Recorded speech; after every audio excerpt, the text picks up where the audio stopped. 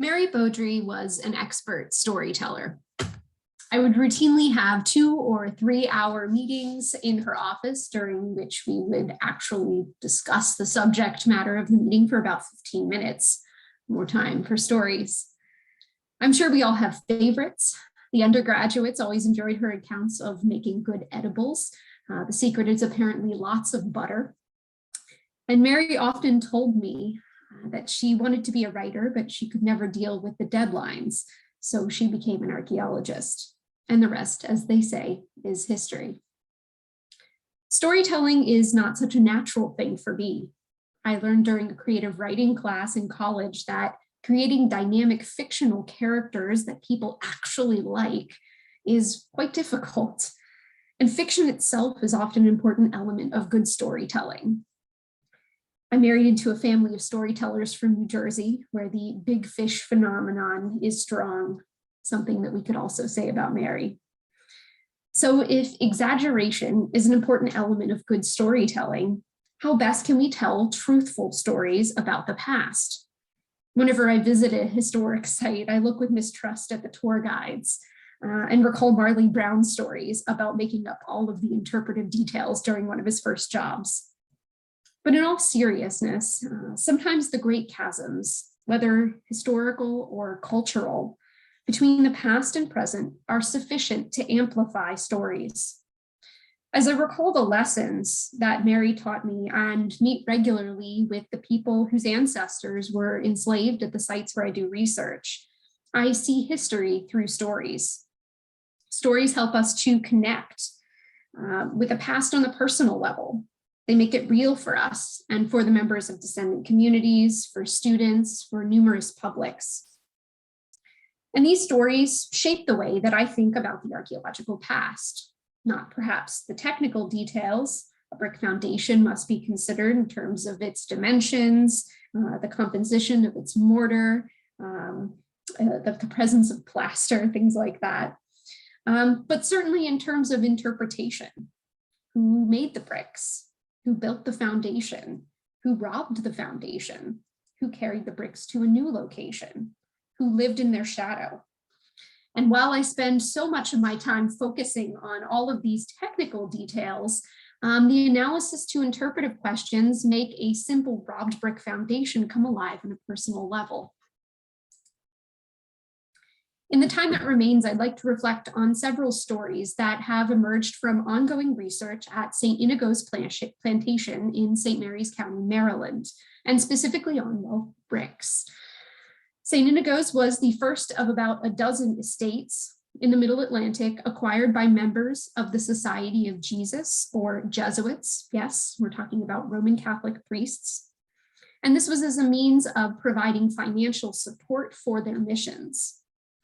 The site history follows most of the common benchmarks that you'll see in any Chesapeake plantation: the cultivation of tobacco, an early reliance on indentured labor that transitioned to enslaved labor by the early 18th century, relatively humble housing that gave way to a brick manor house, the growth of a very large enslaved population, and transition away from tobacco towards mixed grain cultivation, and ultimately, and certainly related, the Second Middle Passage.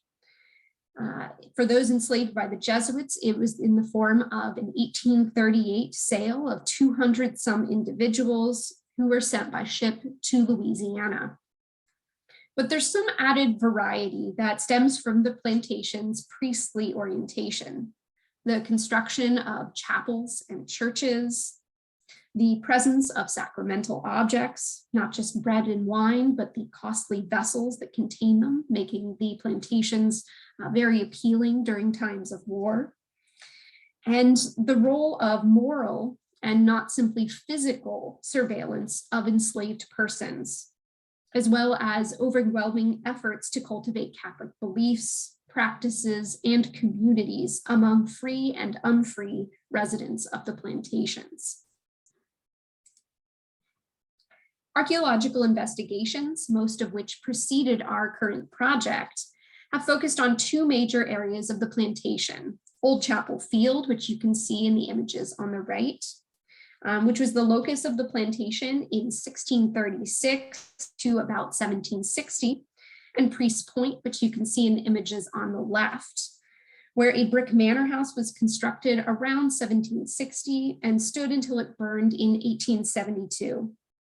St. Inigos was a common vacation spot for Jesuit students from about 1869, and the Jesuits were responsible for the earliest avocational excavations at the site in the 1820s, and again in the 1930s, the result of which you can see in the image on the top right here. In 2021, we returned to the site with the goal of knitting together evidence from excavations that took place between 1981 and 2013. The site is now the location of the US Navy's Webster Field Annex, an outlying station to their main base at Patuxent River, about a 20-minute drive to the north. And incidentally, the location of another property that was briefly in the hands of the Jesuits. In May, Tim Horsley carried out a magnetometer survey, followed by a GPR survey in targeted areas.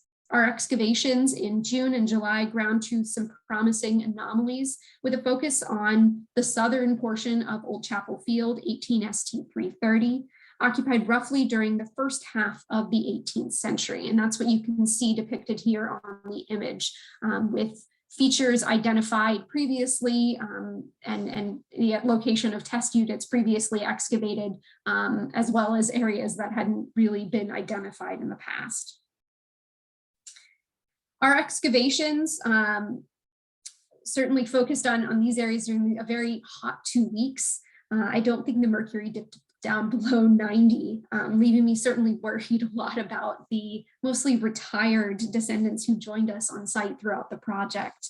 And I'm particularly thankful to our field crew and to our resident Jesuit brother, Ken, who hauled shade tents around the site to keep everyone from cooking too badly as our brains became frazzled by later in the afternoon. Now I want to focus on one anomaly in particular, what you'll see down here at the bottom of this area, which appeared to be a foundation in Tim's GPR results. We placed one 5x5 unit over a promising area, and on day 2 in the fields, Vicki White, who you can see in the center of the photo on the bottom, who's a member of the descendant community, took a shovel and within 5 minutes had found intact brick. The mostly robbed brick foundations, as they turned out to be, are the first evidence of brick foundations identified at Old Chapel Field, despite 40 years of professional archaeological projects, which did incidentally reveal a brick floor in the 1980s, which was later excavated in 2000. And there's tons of bricks at this site, but very few that are actually intact. And we actually know that brick foundations had been there, thanks to the really impeccable memory of Christopher Butler. Butler was born enslaved on a tenant farm at St. Inigos around 1855, and recounted to Jesuits that during the 1870s, he had disassembled a brick wall about 2 to 3 feet high and 25 feet long. At the time, he was told these bricks had formed part of the old Catholic chapel. The subsurface foundations were uncovered about 60 years later, those avocational excavations that the Jesuits conducted by tenant farmer Linwood Trosbach, and then those Jesuit students vacationing at the St. Inigos Villa. And either those excavators or denizens of the US Navy further disassembled the brick foundations. We're talking about things happening before historic preservation laws were passed. Such that little intact brick remains today, save the few bricks that Vicki found. Christopher Butler's story itself is remarkable. His father, Ignatius, or Nace Butler, was the member of a large family, all of whom were sold to Louisiana in 1838. Nace evaded the sale and remained enslaved on labor in Cross Manor until 1864. His son, Christopher Butler, too lived near St. Inigos for his entire life. He was married twice and had at least 11 children. He owned a house on his own land in nearby Beachville, and census records indicate that although he couldn't read or write as a young adult, he learned later in life. He served as the sexton or caretaker of St. Ignatius Church and Graveyard until his death in 1933. We know little about the chapel in Old Chapel Fields, whose walls Christopher Butler disassembled in the 1870s. There's a longstanding oral tradition that when the brick chapel in St. Mary's City, which you can see on the top left, when this chapel was closed, the bricks were ultimately brought to St. Inigos and used to build a church or a manor house. And indeed, bricks previously uncovered in Old Chapel Field are morphologically similar to the chapel bricks, with the same characteristic indentations made by a certain brick mold. These bricks were used to construct a church in Old Chapel Fields. If they were, it would have been used until the completion of the extant St. Ignatius Church, which you can see on the bottom right, and that was completed in 1788. During the 18th century, the chapel would have been located to the southeast of the major domestic area of the plantation, which we also tested this past summer. But there's little written about when the locus of the plantation shifted to Priest's Point. Key details here once again come from the recollections of a man enslaved at St. Inigos. Through an elaborate 19th century game of telephone, which you can read about on the left side of the screen here, we learn that Matthew carried the bricks that were used to build the manor house at Priest's Point. A perusal of archival records shows the provisioning of linen for a shirt for Matthew in 1734. He was added for a share of crops in 1744, suggesting he was considered an adult laborer at the time. By 1760, he had married Betty, and by 1767, Matthew, Betty, and their daughter Betty were all members of the St. Ignatius congregation, based out of the chapel in Old Chapel Fields. Matthew passed away at St. Inigos in 1812. And although we don't know the origin of the bricks that Matthew moved, whether they were from St. Mary's City, from Old Chapel Fields, or a nearby clamp, this is certainly a question that Mike Smolek tried to get me to answer more than once. Like Christopher Butler, Matthew played an intimate role in the formation of the archaeological record as we experience it today. We see bricks not only in the ruins of the manor house at Priest's Point, and indeed, like I said before, Julie King told me when I first started working on this project, there are so many bricks at this site. But these bricks also show up in the chimney of a nearby house. So to give you an orientation, the image on the top right, this is the vicinity of the brick manor house, and a little bit to the north and east. There's the location of another structure.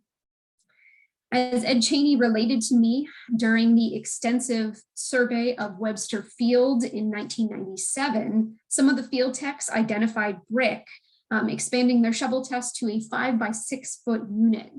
The plan view that you can see of that is in the bottom left. As the field supervisor, I had to tell off the field crew, not only for digging a test unit they weren't supposed to dig, but for digging one that was an unusual dimensions. But you know, I'm actually kind of happy for their misbehavior and their very irregular practices, because I'm fairly confident that the chimney uncovered was the residence of another individual enslaved at St. Inigos, Louisa Mahoney Mason. We know from Louisa Mahoney Mason's own incredible memory that after emancipation in 1864, she lived in a small house located near a pond on the St. Mary's River. She undertook domestic tasks for the Jesuits who lived in the large brick manor house nearby.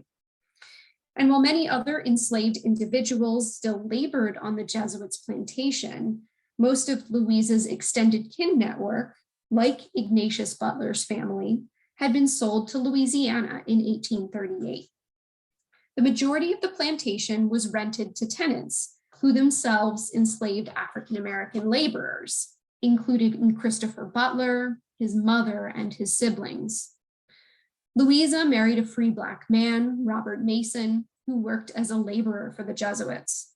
The couple had 6 children before Robert was murdered in 1860, shortly after enlisting in the Union Army.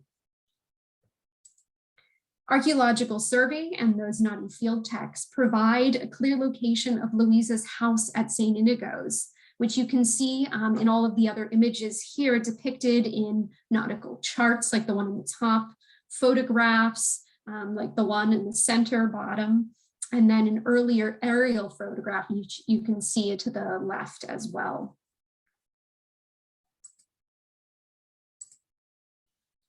The story of St. Inigos has usually been told in terms of the Jesuits who owned the property. It is Father James Ashby who purportedly built the manor house in the mid-18th century, but he didn't really build it, did he? My version of justice is to tell the stories of the people who actually built and worked in the brick buildings, not just those who lived in them.